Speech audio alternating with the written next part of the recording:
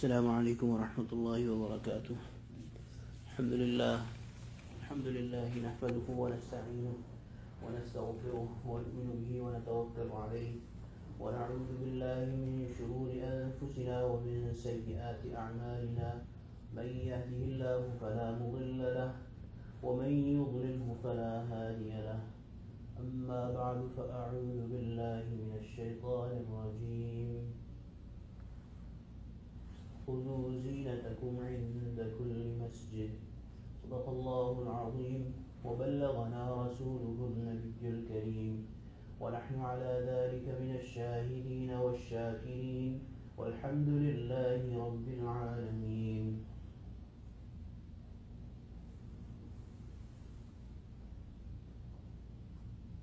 My dear respected listeners, during the month of Ramadan, we had started a discussion where we had said that Allah subhanahu wa ta'ala has made certain times more blessed than others, certain people and the company of certain people more blessed and sacred than others, and certain places on this earth that are better in the eyes of Allah subhanahu wa ta'ala, more beloved in the eyes of Allah subhanahu wa ta'ala than others. About times we had said that the month of Ramadan, the day of Arafah, the day Friday the day of Jumu'ah every week, the time between Asr and Maghrib, the time right after Fajr, those times, they are really beloved in the eyes of Allah subhanahu wa ta'ala. The time when you make salam, complete your first prayer, that time, really beloved, sacred times in the eyes of Allah subhanahu wa ta'ala. In terms of places, the most sacred place, and upon this there is a consensus of the ulama of Ahlul Sunnah wal Jama'ah, the people who follow the Quran, the Sunnah, and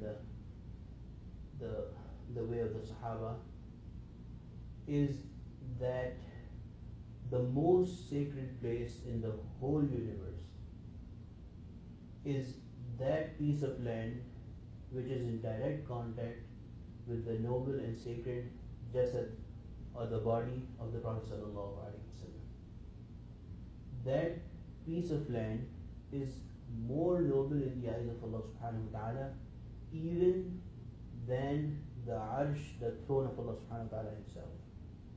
And the reason is that Allah subhanahu wa ta'ala, it is our belief, it is part of our creed, our aqidah, that Allah subhanahu wa ta'ala is free of a physical form. Allah subhanahu wa ta'ala is well above and beyond wujud. Allah subhanahu wa ta'ala does not have a physical shape and form.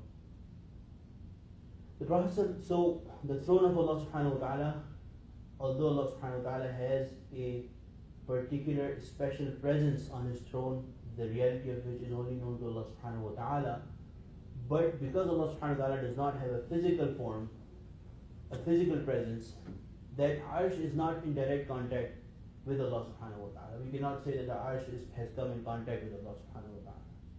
The piece of land that is in Medina, the piece of land that is in direct contact, it is in direct contact with the Prophet sallallahu alaihi wasallam, the noble jasad of the Prophet sallallahu alaihi wasallam, because the Prophet sallallahu alaihi wasallam was definitely a creation of Allah subhanahu wa ta'ala, is definitely a creation of Allah subhanahu wa ta'ala, and he had a physical form.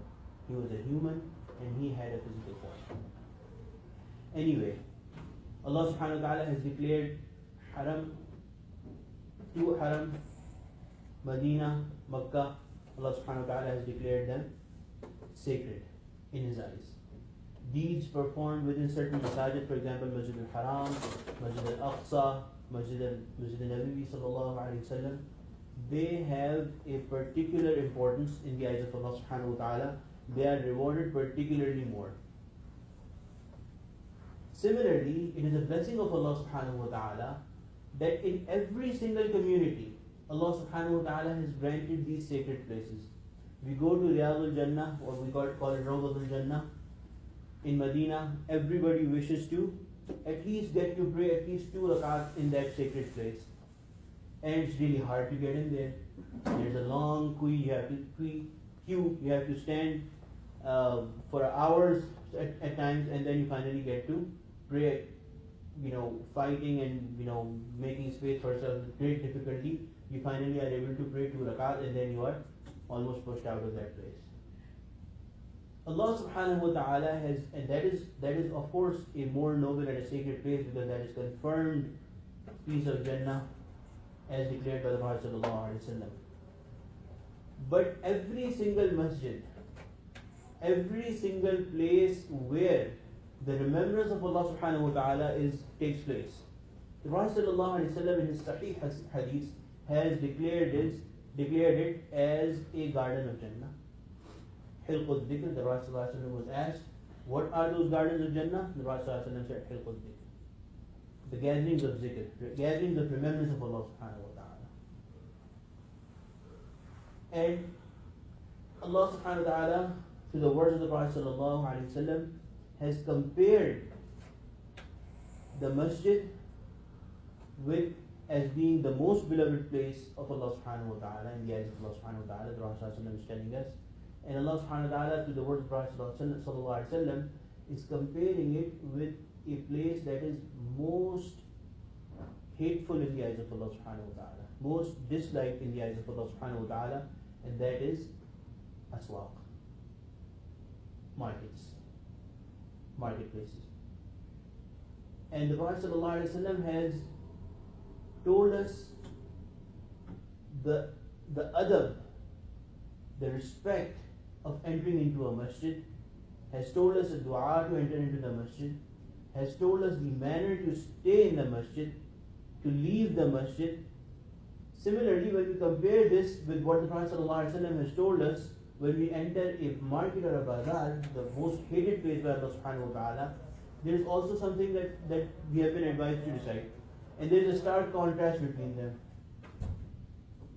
The word of the Prophet ﷺ, when he used to enter a sawq, إِذَا دَخَلَ الْأَسْوَاقِ, when he would enter a marketplace, when he would go to bazaar, the Prophet ﷺ would recite, لَا إِلَهَ إِلَّا اللَّهُ وَحْدَهُ لَا شَرِيكَ لَهُ لَهُ الْمُلْكُ وَلَهُ الْحَمْدُ يُحْيِي وَيُمِيتُ وَهُوَ حَيٌّ لَا يَمُوتُ.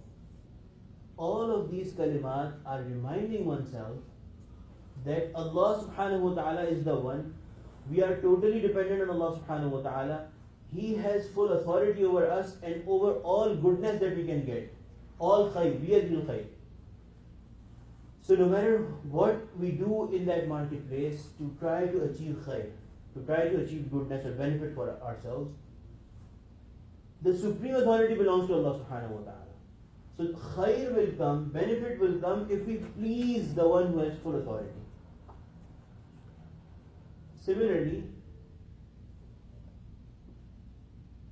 in the marketplace, where there is so many things going on that are hated by Allah subhanahu wa ta'ala, for example, fornication, for example, spending excessively, unnecessarily, israf, ghibat, backbiting, idle talk, deceiving people, so many things are going on, wasting of time. All of these are sins. We do not consider them sins, but all of these are sins. Compared to that, in a masjid, in a place that Allah subhanahu wa ta'ala has declared as the most beloved to Allah subhanahu wa ta'ala, all acts of pleasure of Allah subhanahu wa ta'ala are going on. Zikr, salah, taking care of each other's needs, all those are taking place simultaneously at this masjid, at any masjid.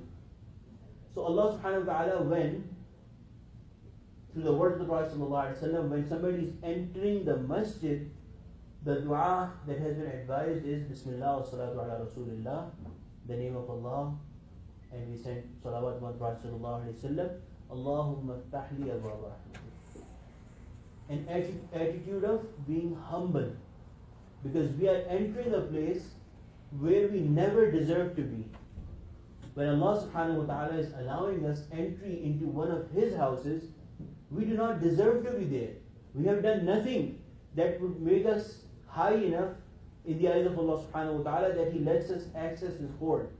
So we are entering with kalimat of dua, humbling ourselves, humiliating ourselves before Allah subhanahu wa ta'ala. And if you look at all the etiquettes of staying in the masjid, at the core of them all is being humble before Allah subhanahu wa ta'ala. You stay in the masjid, there's some little things that we don't talk about. For example, in the masjid it is disliked that you sit with your foot straight open, stretched. What harm can come if somebody sits with their foot stretched? No major harm, only that it is a state of sitting which shows an attitude of carelessness, an attitude where you just don't care where you are, you don't know where you are. Similarly, there's so many things. Don't talk loudly.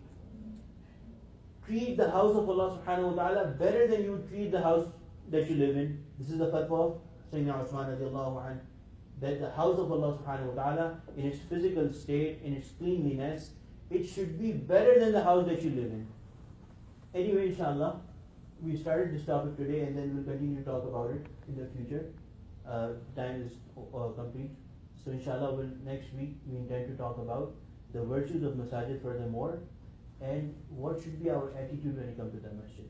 Because that is something that we really need to understand, that we really need to revise in our mind. Alhamdulillah, all of us have a regard for masajid, but at times we are not careful enough. So inshallah, we'll talk about those a bit. Jazakumullah khair.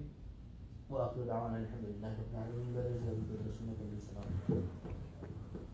العالمين.